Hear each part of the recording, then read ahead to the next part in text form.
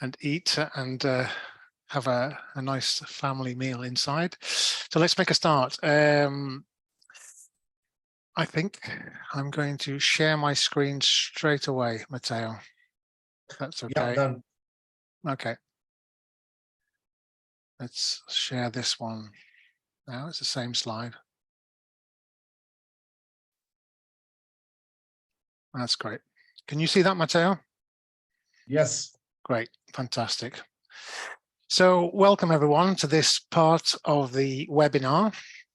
I'm Alan Rogers. I'm the University Collaborations Manager for the European Cultural Academy, or ECA for short.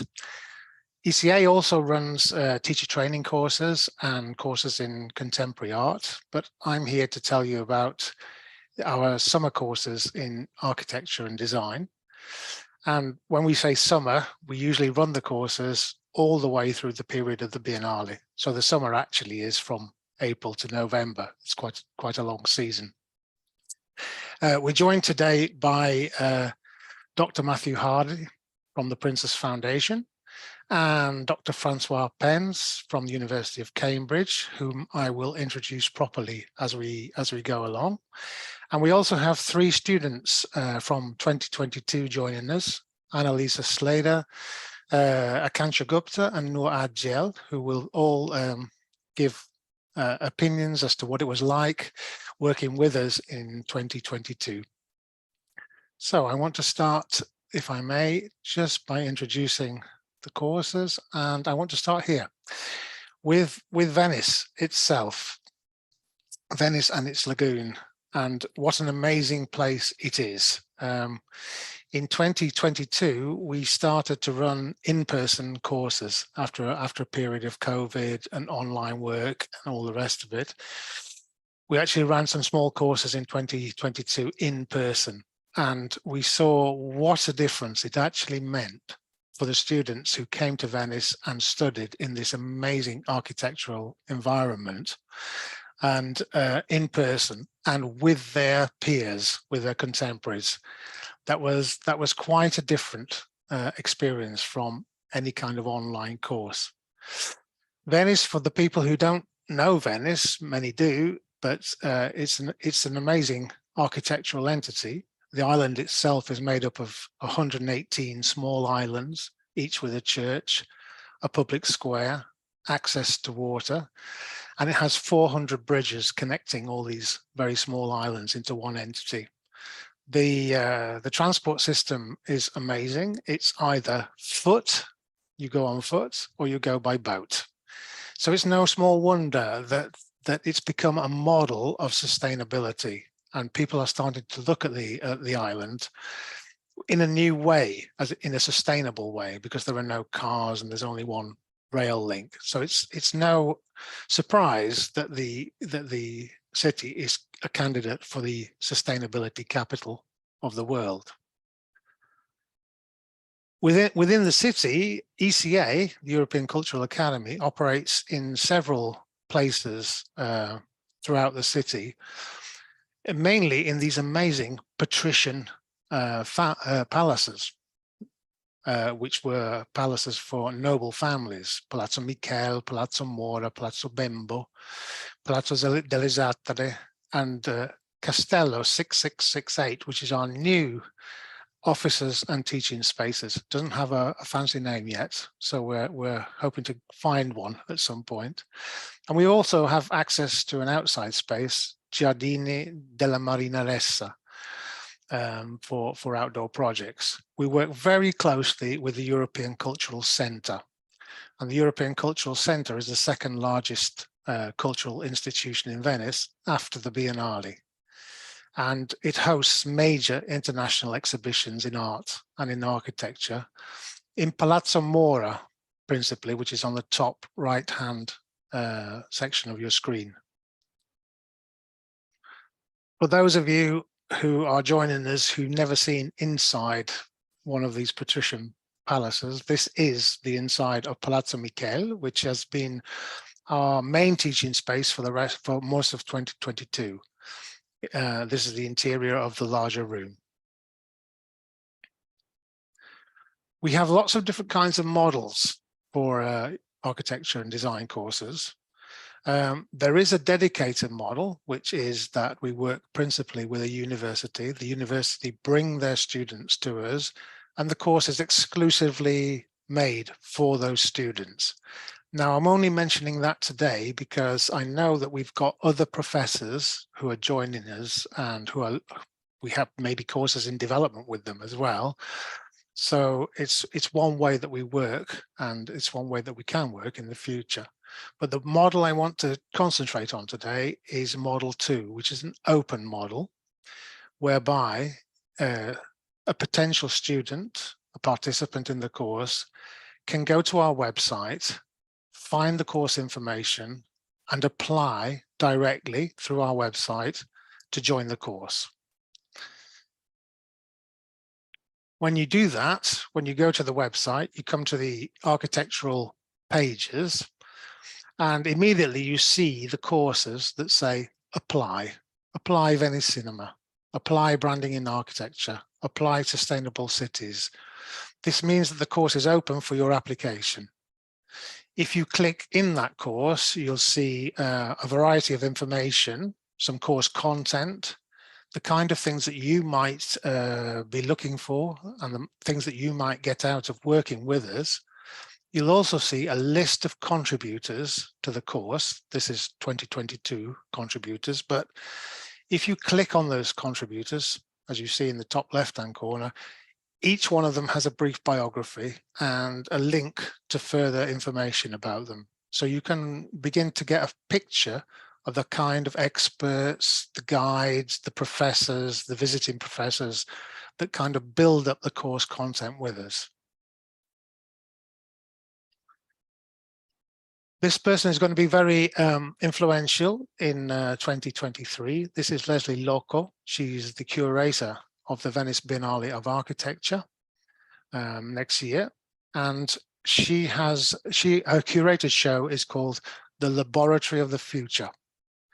This is going to concentrate on Africa and the African diaspora. It's going to concentrate on land and language, global and local, decolonization, decarbonization, and this lovely, lovely phrase in the middle of it, the architecture's ability to negotiate between and across boundaries. I like that very much. That's if architecture can't do that, then it's involved in putting up those boundaries. So she's going to be very influential, I think, in terms of planning the courses. Most of the courses, almost all of the courses that we run have a visit to the Biennale, both the Giardini and the Arsenali sites. Some courses have a very strong association with the ideas of the Biennale, others less so, a little bit more indirect. Yet again, some other courses actually take their inspiration from other things that are in Venice. Venice is so rich in terms of cultural and historical references, and most things are actually here, physically here. So if there is a course, for instance, which regards glass, the Murano glass factories going from 12th, 13th century, cristallo, filigrana, chandeliers, murine, and the great makers, Toso, Venini, Seguso, Di Santillana, they're actually all here. You can see all these objects here. Painting goes from Veneziano, the altarpiece, through Bellini, Tiziano, Tiepolo, Canaletto. All these are present within, usually within the churches that they were commissioned for. And of course, the architecture goes from vernacular, fishing industry kind of huts made from wood, through Byzantine, Gothic, Baroque, Palladio, Art Deco, etc. A new addition is Anish Kapoor. Anish Kapoor opened his foundation this year in 2022. So, what's experience like for a student working with us? Well, we kind of believe that it's really key to a participant's progress. It's somewhere between personal growth and an inspiring environment. And we try and get both of those right. It's important to create a safe space, a space where students can feel that they can share information. And in fact, we do promote peer-to-peer learning, student presentations, portfolio critiques, and generally space within the course in order to make an individual project for a student. It's very easy to cram a course, but actually you need some space within it. And although we have many visiting lecturers and experts, we also believe in social learning and leaving space for that to happen. So this slide, this is the final slide. It sort of summarizes what we've said. If you are applying through the website to one of our courses, the fees are $1,650 per student. But at the moment, we've got an early bird discount, which we're running until December the 31st.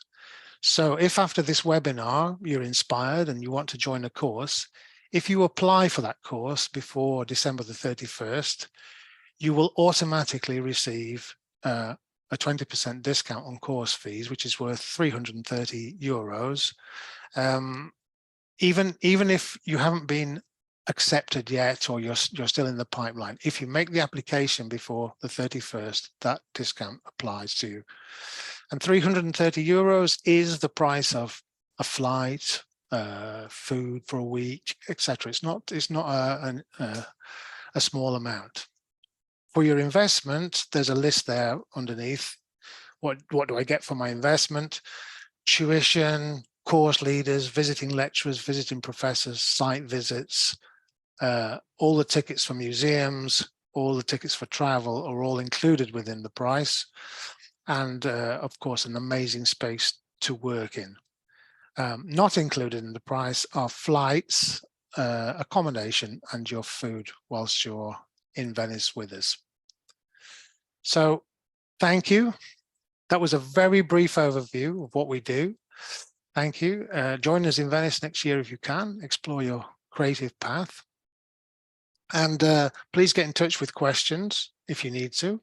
You'll find my email on the website. We'll try and answer questions as well in this webinar today. So without further ado, I would like to hand over, if possible, to Dr. Matthew Hardy, Senior Lecturer in Architecture and Urbanism at the Princess Foundation in London, responsible for the joint Oxford MA and MSc Urban Development, and our urban development.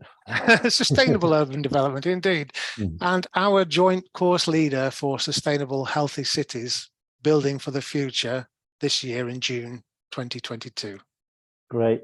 Thank you, Alan, and welcome to everyone. I just wanted to, if I may, show a few slides, which I shall just get up now. Right. Where are we? Going full screen. Right. Is that full screen? Alan, can you hear me? Yeah, it is. Brilliant. It is Okay, you can see yes. that. I just want to give a very brief teaser about why are we going to Venice to talk about healthy cities for the future. And I think Venice is a really intriguing example of that can teach us so many things. It's a place where, in terms of health, quarantine was invented. And last year we went to see one of the original places where quarantine was practiced, and how successful that was in keeping disease out of the city. It's a city which is built in a swamp, as you can see. That's one of the swamps in the lagoon that we will see as part of the summer school. It's a city that has learnt to live with water in a way that most cities in the world are barely starting to grapple with, in the way that we know that with a warming world, we will face heavier rainfall, sea level rise everywhere. Venice has been coping with the sea and with water for 1,000 years. So we can learn so much from the way that the water is managed in Venice. And in terms of sea level rise too, I think perhaps Venice is struggling with these issues, as many other cities will come to struggle with them. And so, I think no better place to go and see the effects of sea level rise. We know there's been already, several, a number of centimeters of sea level rise, probably 20, I think, in the last century. I think we heard are expecting more, and historically probably more than that too. How is Venice coping with sea level rise? And we'll be able to see examples of that, both from the past and from the new system that's been installed. Venice also has some other very characteristic problems that the world faces. It's a shrinking city. Its population declines. In one of the pharmacies, there's a counter which sort of claims to show the population in sort of steady daily decline. And yet it's a place that's full of life. So how does it square that kind of conundrum of shrinking and growing at the same time? I mean, on the terra firma, on the mainland, Venice continues to grow while the historic city, the historic center, continues to shrink, a problem that many cities around the world face. It's perhaps the #1 example of over-tourism, if you like, and of the problem of a society in which there's abundance of leisure. What do we do when we don't have to work all the time because machines are doing it for us? And then there are some classic lessons that Venice can teach all of us, I think.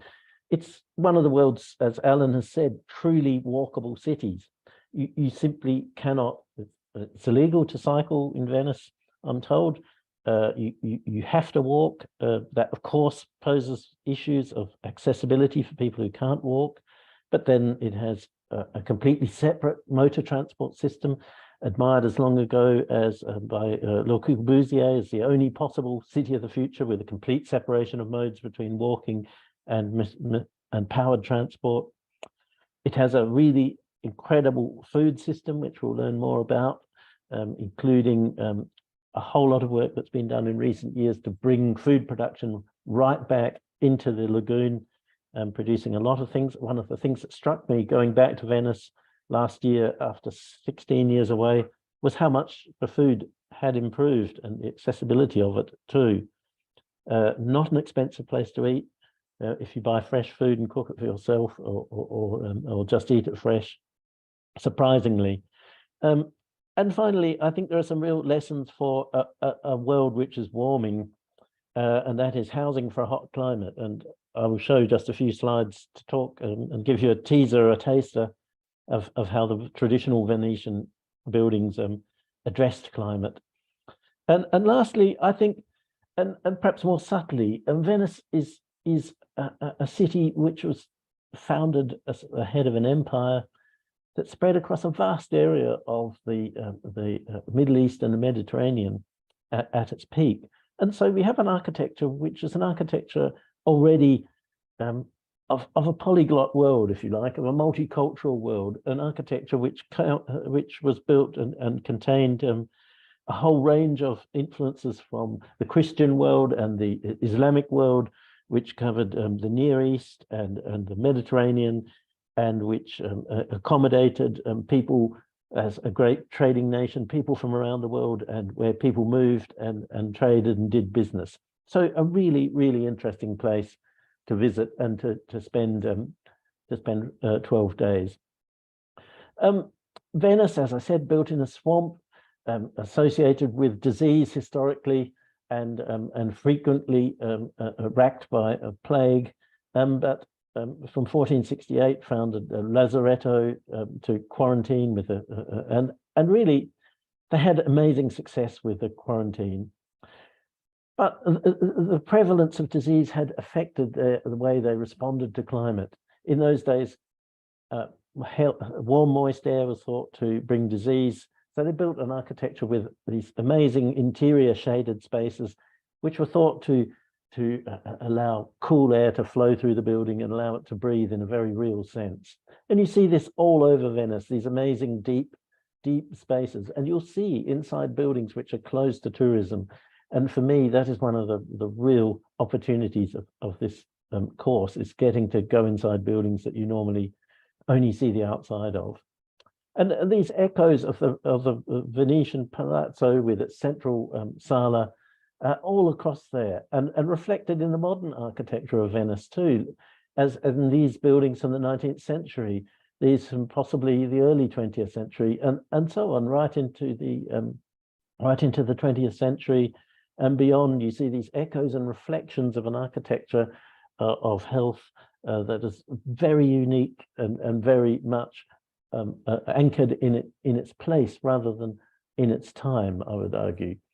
And so, you know, wherever you go in Venice, you encounter these surprising insertions from the 20th century, and we'll be able to see some of these, you know, some better known than others, some almost indistinguishable buildings which were built in the 1960s, which, you know, at a second glance, you wouldn't notice.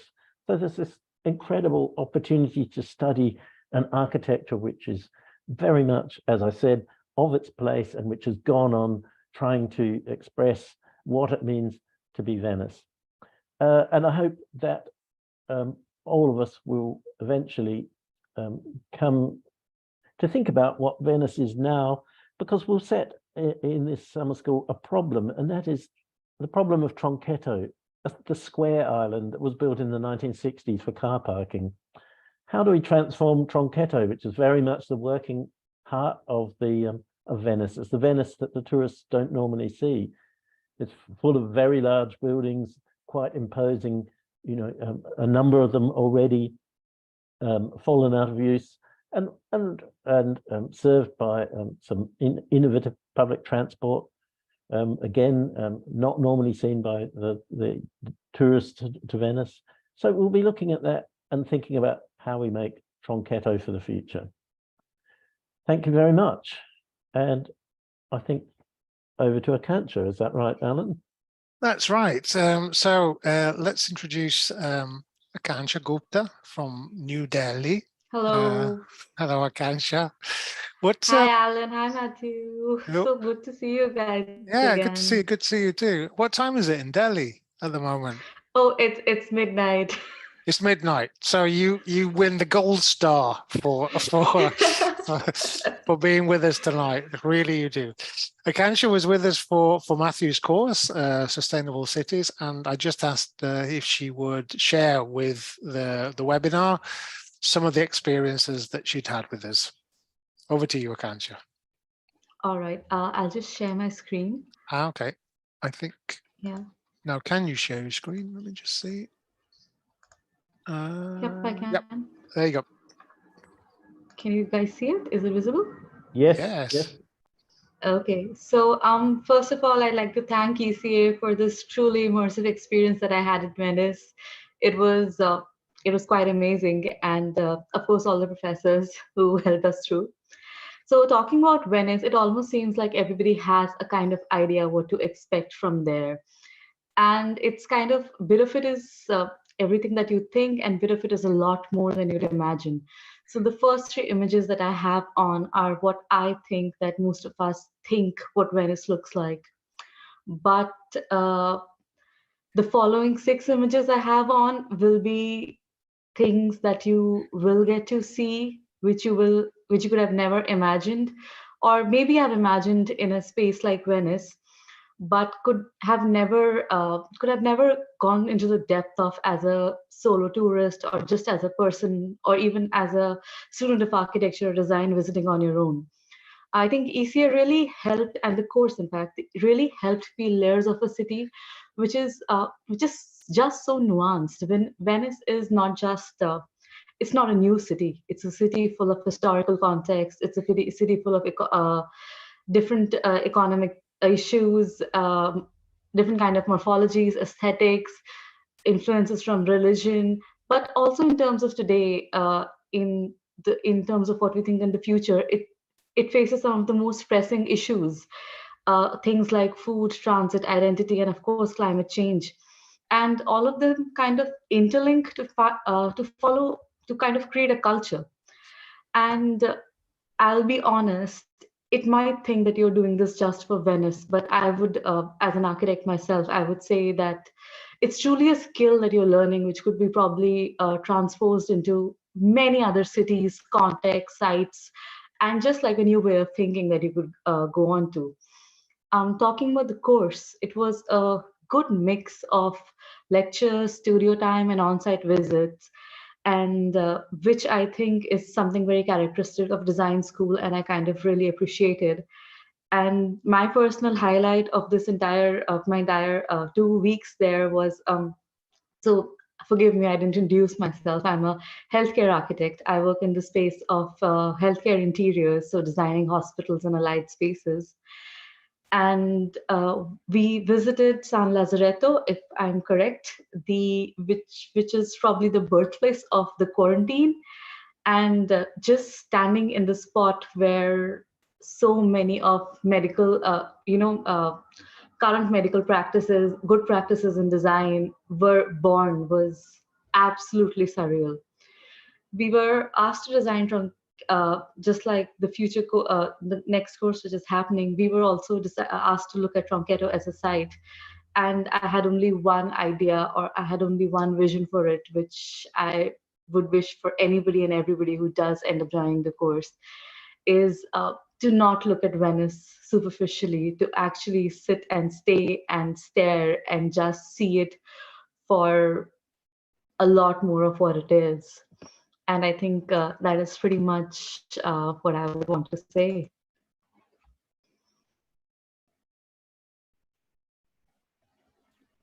Thank you, Akansha. Great. Thank you, Akansha. That's very, very, very sweet. And wow, that's quite an insight you gave. I think that's a little bit of a moment when you stood there in that quarantine.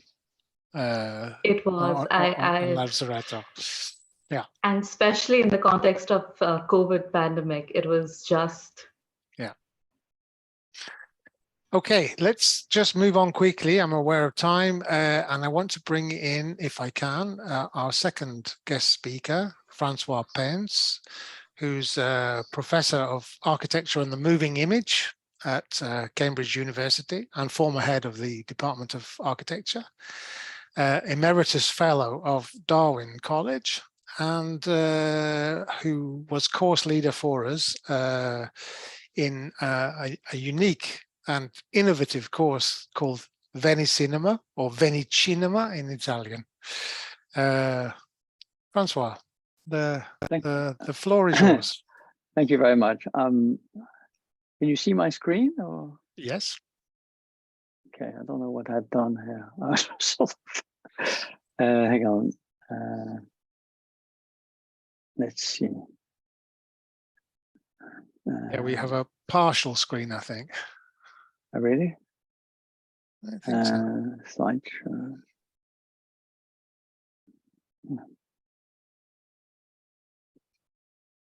Oh, yeah. No, you. Right. You see a whole screen, or no? Hang on. We see a whole screen, but I think it's partially a partial image. Okay, so hang on. I'll try again. Share. I'll share the sound as well because I have some sound.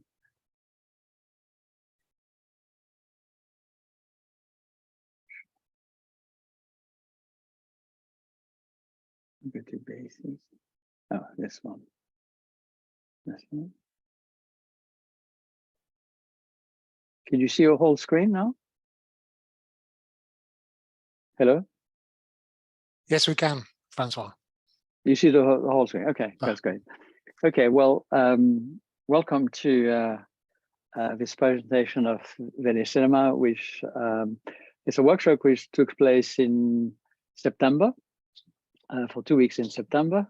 And I will basically explain a little bit about the course and then be happy to take some of the questions. So essentially, there's two basic concepts of the course, which is over 2 weeks. The first concept is about trying to understand how Venice has been characterized in the movies, and of course, Venice being the second most filmed city in Italy after Rome. There's an extraordinary wealth of material from which we can learn how filmmakers have expressed, characterized Venice. And I think that that formed a very important part of the basis of the workshop. So I will give you a very brief overview of how Venice may have been represented in the movie. And of course, one would have to start with this view, this panorama of the Grand Canal by Alexandra Promiu. So it's the very first panorama or traveling shot ever in cinema in 1896. So I think you see that Venice has a very, very long association with cinema. It's part, in a way, of the DNA of cinema. And then if we look at the general characteristic of the films of Venice is filmmakers have real difficulty avoiding the picture postcard prettiness of Venice and take full advantage of it. Like here, Katharine Hepburn being in awe of finally arriving from the US and discovering Venice. So this really the city participating is sort of an emotional state of the characters. Similar here in Eva by Joseph Losey, we see the character of played by Jeanne Moreau, who is leaving Venice, and she's in the city here. Expresses, I mean, very effectively, the lonely Piazza San Marco, very seldomly seen like that, expresses the loneliness of the character and also her selfishness in that film, if you've seen it. But perhaps one of the best known film for Venice is Don't Look Now. I think quite an extraordinary film, which is, there's a lot of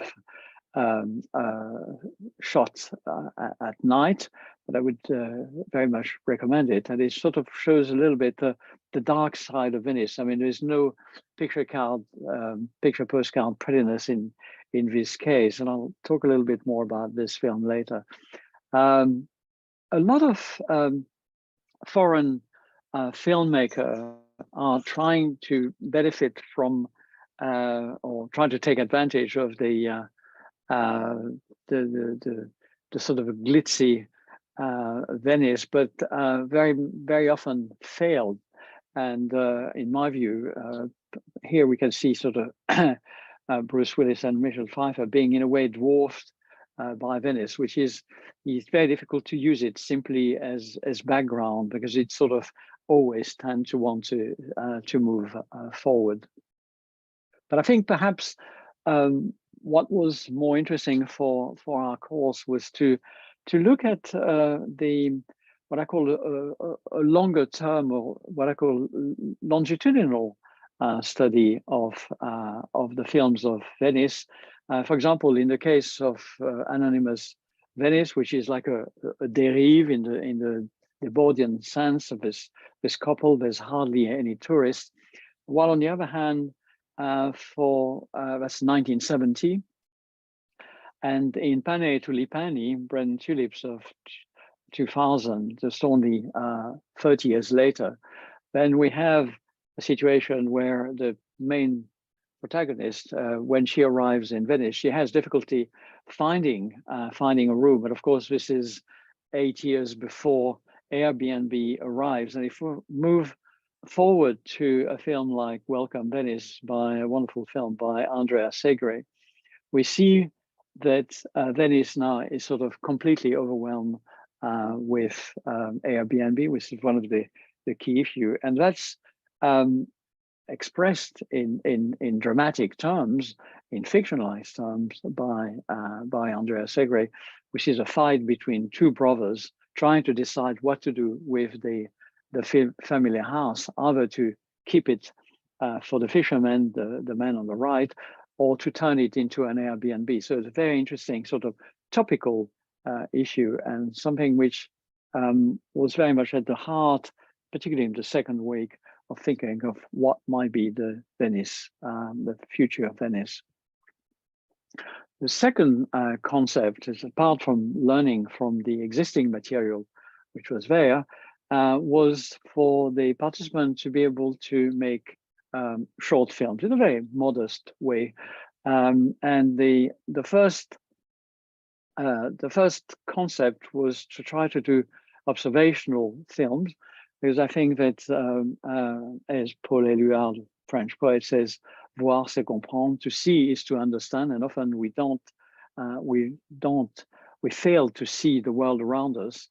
And as said by stated by the Chicago School of Sociology, in order to transform the city, we must indeed first observe it. And I think that I'm a great admirer of the French novelist Georges Perec, and who makes the point that observe the street, apply yourself. That's a sort of a way to for people to observe the street. Nothing strikes you, well, you don't know how to see. And I think this is often what is happening, especially when we're in an overwhelming situation. And this is one of the our contributor, Alan Marcus, was making this this film about the Molo around the Piazza San Marco, and we can see quite clearly that, and I think it was quite a wonderful example. You can see that although he has his camera there, poised to film those nuns, none of them pay much attention. All those people with those luxury luggage. What a contrast between the two. And that's simply because in a real life situation, we are often overwhelmed, and particularly with noise, that we are incapable of concentrating on, in fact, what is perhaps of interest and right in front of us. So the framing itself allows us to be able to understand this, what I call a form of spatial ethnography. And this is one of the short piece by one of our participants, Annelise, will be shortly talking as well. So it's just choosing a part of, in fact, a very different part of Venice. I mean, this is obviously the opposite side of the island. This is on Santa Elena, where we can see the kids, in a way, starting to be observing their elders playing, and it's a sort of a double type of observations. The kids observing their brothers, I mean, whether they are related or not, I'm not sure.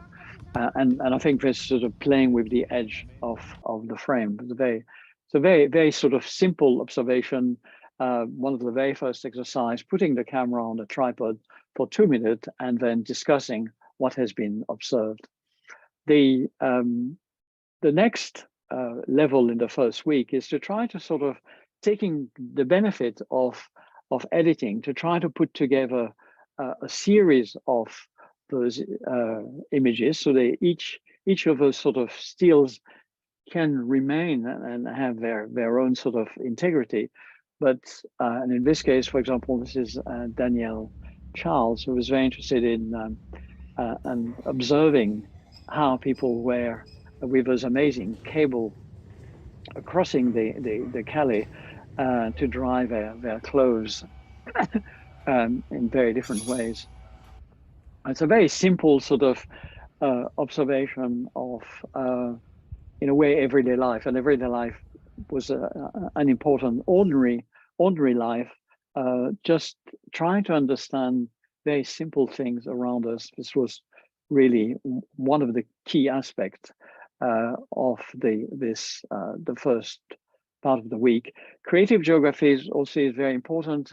It's surprising in most films, we just take different elements of the geography of a film, and here we were asking the participant to be able to sort of recreate the part of the part of Venice that they had worked with. And this is very much like in the spirit of Guy Debord, the famous map, psychogeography, map of Paris, 1957, or Catherine was working with the idea of palimpsest, sort of quite innovatively, reimagining what through her filming in different parts of Venice, what sort of new map she had created. So thinking of the relationship between filming in the street, but also sort of looking at the geography and the topography is a very important part.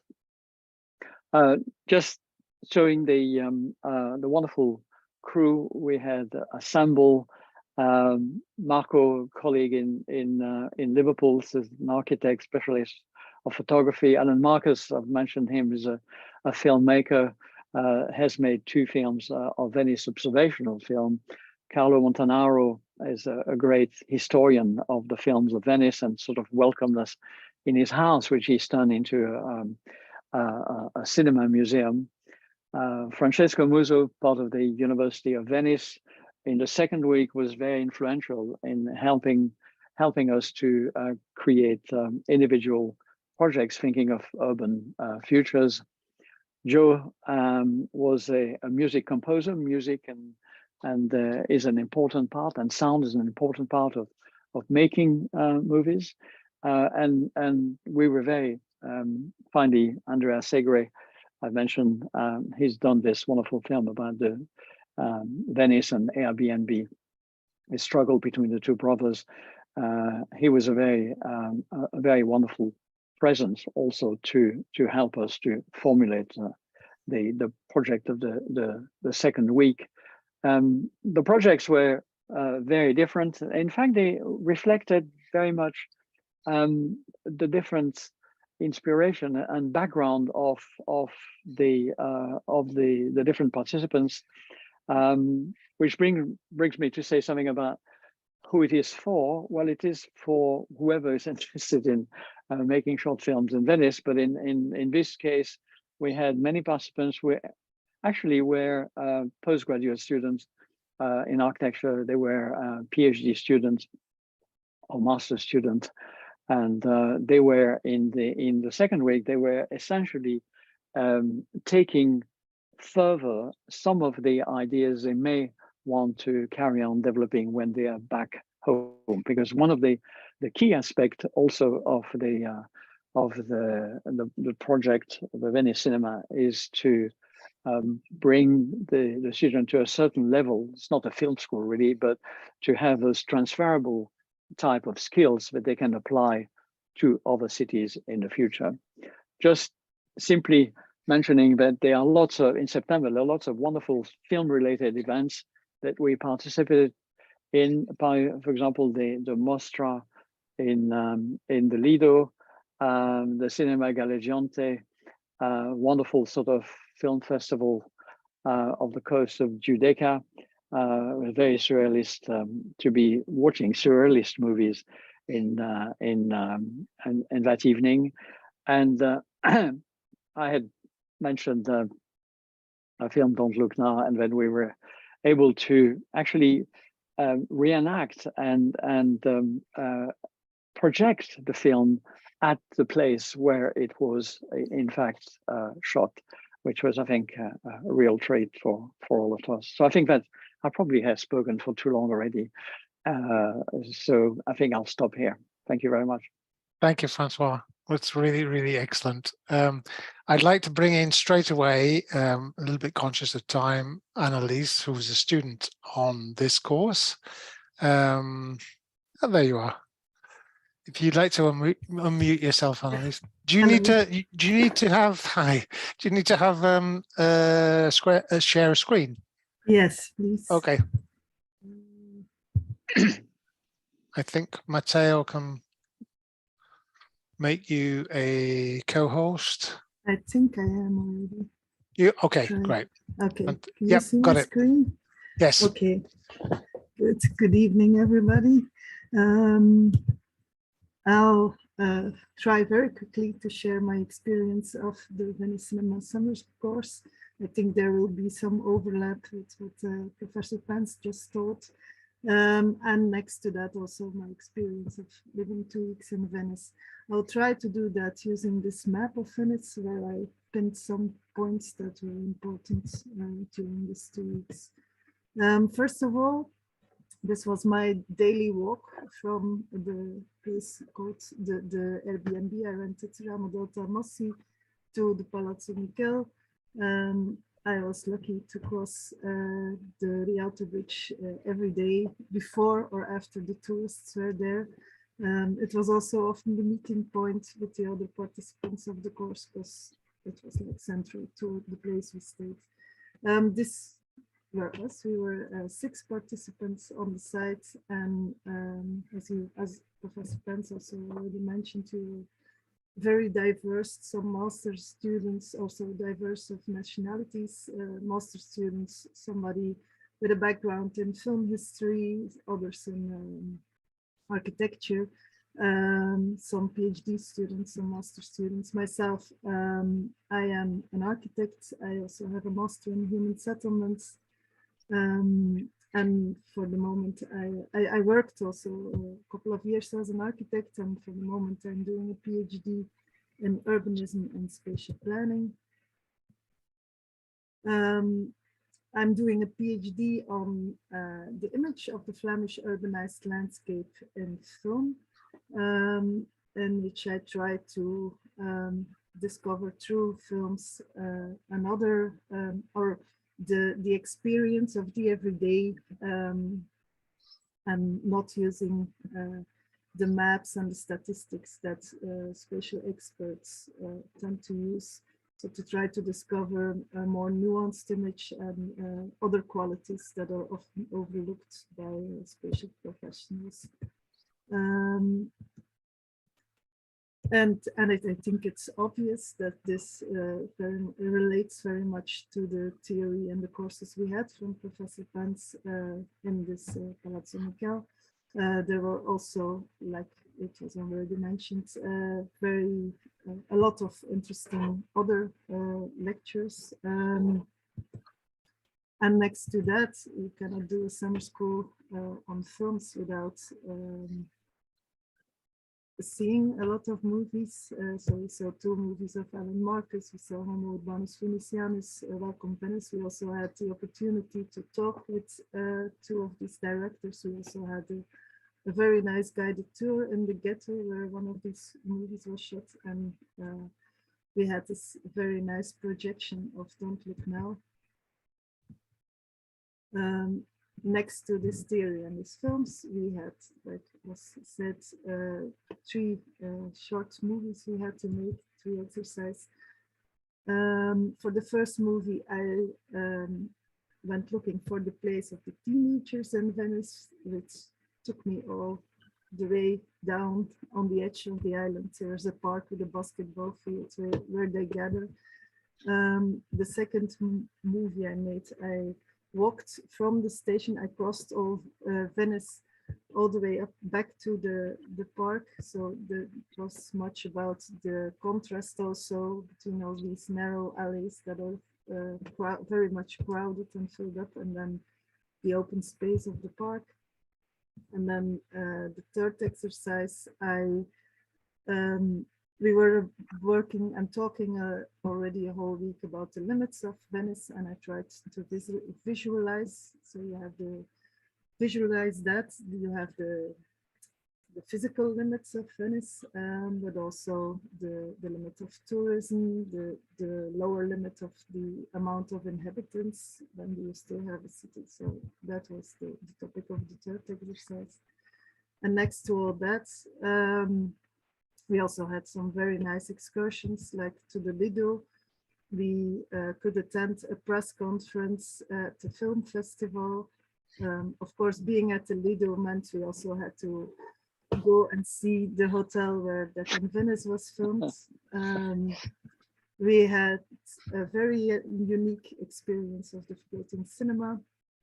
And then during the weekend, we could visit the Biennale, the Giardini and the Arsenale. And then next to all that, or on top of all that, there was some time also to do some other visits of museums and expositions, to do touristic visits, touristic things, still filming, and then of course enjoying the good company, the good food, the good weather, the nice environment of Venice.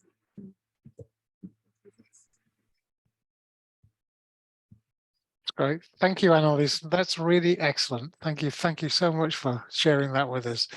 I want to bring in one more student who was on the design for architectural brand course, Noor Adjel, who I can see is with us. Hi, Noor.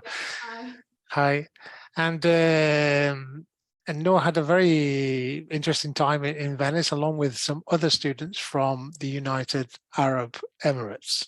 So, Noor, if you want to share with us a little bit about your time in Venice, that would be great. Okay. Hi, everyone. Of course, by now you know my name is Noor Adjel. I'm a student studying at the United Arab Emirates University in UAE.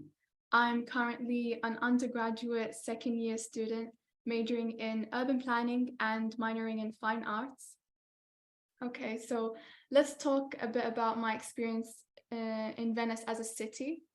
I would have to say that no matter how many videos and vlogs I watched about Venice, experiencing it firsthand is definitely totally different. I mean, from the moment we reached the airport and we took a water taxi, I felt like my journey had already begun.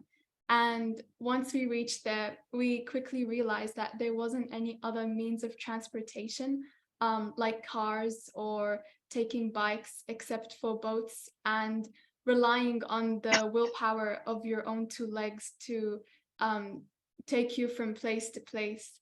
I noticed that it was a lifestyle that focused on being very reliant and dependent on oneself.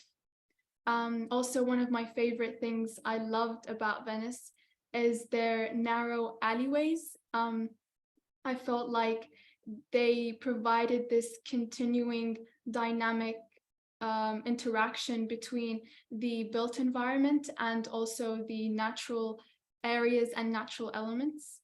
And lastly, the food. We can all agree that we all love Italian food, and I know that me and my colleagues really looked forward to visiting restaurants to eat at every day. Okay, so let's talk a bit about the course, and the course is called Designing for an Architectural Brand. But what is the meaning of branding in architecture? Okay, so when we think of branding in architecture, we think of two things. We think of function, so what is the building used for, and its association with the user. And the second thing is the brand itself. And brand refers to the different architectural styles. And while we were in Venice, we observed these different styles. I can name a few right now: the Romantic, Gothic, Palladio, and Moorish architectural styles. We also noticed that these styles heavily were influenced by the time period in which they were built, and also by external factors like Western and Eastern cultures. Yeah, and each architectural style has its own identity, and it shows and expresses that through its distinctive architectural elements. Within the course, we also worked on a psychological method to test how people perceive buildings and their elements based on comparing one building to another. We also took the time to understand architectural photography. We learned about storytelling within photography and how to create dynamic and depth within a photograph. And in fact, we had this photography learning experience where we were asked to go out in the streets of Venice and take photographs of architectural elements to somehow create a storytelling behind them, in a sense. We also did architectural sketches of buildings by following techniques of an architect. And honestly, one of the most exciting things about what we learn in the studio is that we make sense of what we learn by visiting places and experiencing it in real life. Yeah, I also wanted to mention that within the course, I remember in my admissions letter, I wrote that I wanted to find the linking point between urban planning, architecture, and art. And I'm glad to say that I've found some connections. I won't say them right now because that will take too long.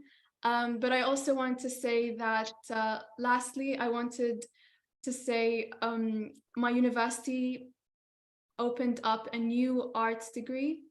And because I enjoyed learning at the European Culture Academy so much, I spoke with the arts coordinator, and she is willing to make connections with the academy, which is great.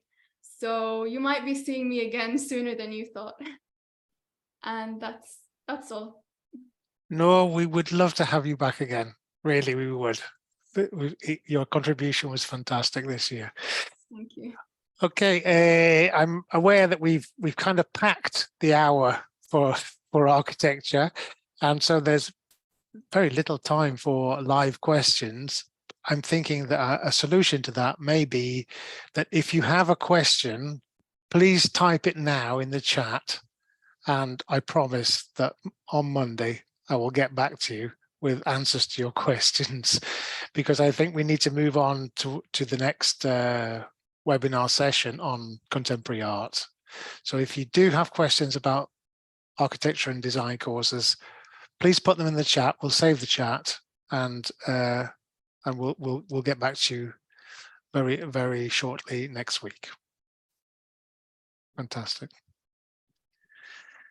Matteo, shall we close the session there?